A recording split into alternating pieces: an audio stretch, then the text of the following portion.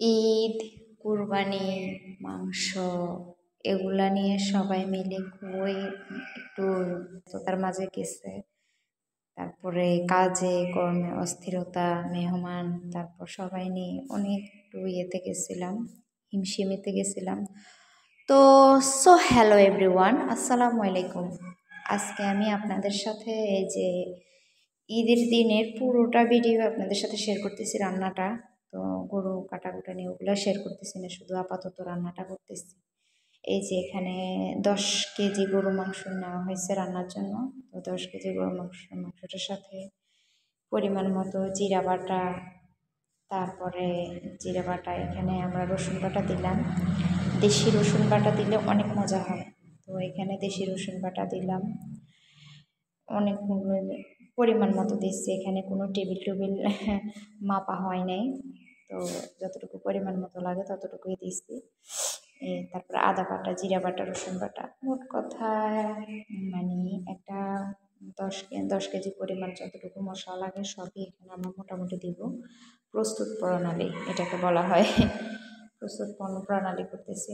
তো পেঁয়াজগুলো একটু কিউব কিউব করে কাটা হয়েছে, কুচি কুচি একদম করা হয় নাই, আবার একদম বেশি মোটা মোটাও না, তো একটু মিডিয়াম সাইজের মানে মাঝারি সাইজের মোটা মোটা রাখা হয়েছে। তো এগুলো আমাদের আবার বাংলাদেশি দেশি পেঁয়াজের একটু স্বাদ বেশি, ঝাঁজ বেশি, যেমন দেশি রসুনের ঝাঁজ বেশি, স্বাদ বেশি।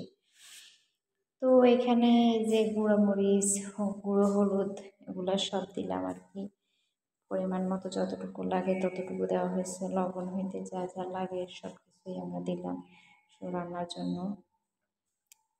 তো সবাই মিলে এখনও গরু কাটতেছে, গরু এগুলো আপাতত মানে আমাদেরকে দেওয়া হয়েছে রান্না করার জন্য, যে এগুলা রান্না করার জন্য যে সবাইকে যতজনে গরু কোরবানি দেয় সবাই প্রথমে রান্নার জন্য করে, এই আগে দিয়ে একটু পাঠায় দেয় ঘরে সবাই মিলে খাবে, তখন তাড়াতাড়ি রান্না করতে হবে, কারণ গরুর ব্যস্ততা, অনেক ঝামেলা, এগুলা সবাই আবার একসাথে গুছাই টুছাই আনতে অনেক সময় লাগে, এই জন্য আপাতত আগে রান্নাটা পাঠায় দেয়।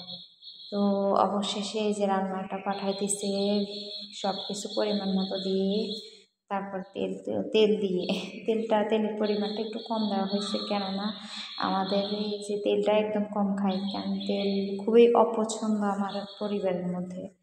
তারপরও মাঝে মাঝে একটু একটু মানে বোঝা যায়, তার তেল যতটা কম খাওয়া যায় ততই স্বাস্থ্যসম্মত। আমাদের বাঙালিরা আমরা ঝাল, তেল, মশলা, তারপরে এগুলো একটু বেশিই খাই।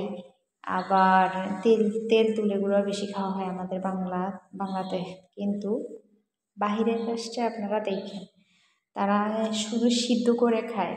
যেমন আমার ভাই এখন সাউথ কোরিয়াতে আছে, সে মাঝে মাঝে বলে যে আপু এরা কী খায়, এরা এগুলা সিদ্ধ করে খায়, আমাদের বাংলাদেশের মতো এরকম তেল ঝাল মশলা এত বেশি কিছু খায় না, তারা এগুলা সিদ্ধ করে খায় আর উঠায় নেয়, তাদের শরীর আল্লাহ রহমতে নাকি অনেক ভালো থাকে। এবার কি জানি কি বলবো যাই হোক, আসলে স্বাস্থ্যসম্মত খাওয়াটা ভালো, আমাদের শরীর ঠিক থাকবে, আমাদের শরীর ভালো রাখার জন্য আমরা স্বাস্থ্যসম্মত খাওয়া দাওয়া করাটাই উত্তম।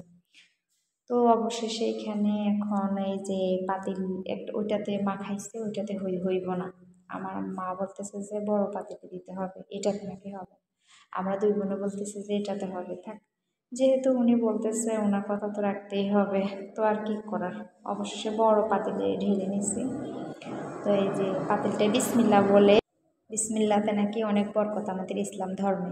হ্যাঁ, আমরা আবার এগুলো নিয়ম কানুনগুলো একটু মেনে চলার চেষ্টা করি, কিছুই তো করি না, কারণ আমরা তো গুণাগার বান্দা, আমরাও তো সব কিছুই পরিপূর্ণতা না, তারপরে চেষ্টা করি যতটুকু জানি মনে আসলে ওগুলো আমল করার চেষ্টা করি। তো এই যে ফাইনালি সুন্দর দেখা যাইতেছে রান্নাটা, খুবই সুন্দর উঠছে। তো এখন এটা হচ্ছে কষানি, এখনও মানে ঝোল দেওয়া হয়নি রান্নার জন্য, এটা হচ্ছে কষাইতেছি, এই কষানি থেকে খাওয়া শুরু হয়ে গেছে। টাটকা টাটকা গরুর মাংস তো একদম একদম তরতাজা, আর এটা হচ্ছে কুরবানির মাংস, সুন্দর একটা ধোয়া উঠতেছে। তো এই কষানির মাংসটাই খাওয়া হয়ে গেছে অনেকটা, আলহামদুলিল্লাহ, এটা খাইতে সবাইকে খাওয়ানো হয়েছে। ও এই যে আবার এখানে রুটি ছেঁকতেছি, আমি এক চুলা দিয়ে আমি করতেছি, এই মাংস রান্না করতেছি, আরেক চুলা দিয়ে রুটি ছেঁকতেছি। তো রুটি বানাইতেছি মূলত ভাইয়ের বউটা, ভাইয়ের বউ আছে পাশে, সে রুটি বানিয়ে দিতেছে। তো অবশেষে অনেক মেহমান আসছে আলহামদুলিল্লাহ, যাদেরকে দেওয়ার মাংস কুরবানি দিচ্ছে, অনেকে দেওয়ার দিচ্ছে। তো আর বাকিটা হচ্ছে এই যে রান্না করে মেহমান আসছে তাদেরকে আবার রান্নাগুলো খাওয়াইছি, তারপরে তাদেরকে বিদায় দিচ্ছি। সন্ধ্যার পর থেকে আর কোনো মেহমান আসে নাই, সবাই মাগরিবের আগ পর্যন্ত যতজন আসছে নাস্তা টাস্তা করে চলে গেছে, খাওয়া দাওয়া করে। আর সন্ধ্যার পর থেকে কোনো মেহমানের আর আনাগোনা দেখিনি। যাক, সারাদিন অনেক পরিশ্রম হয়েছে, ক্লান্তিময় শরীর।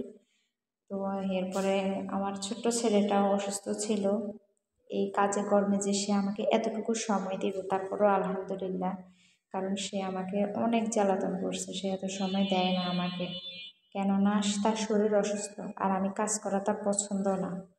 আল্লাহ হাফেজ।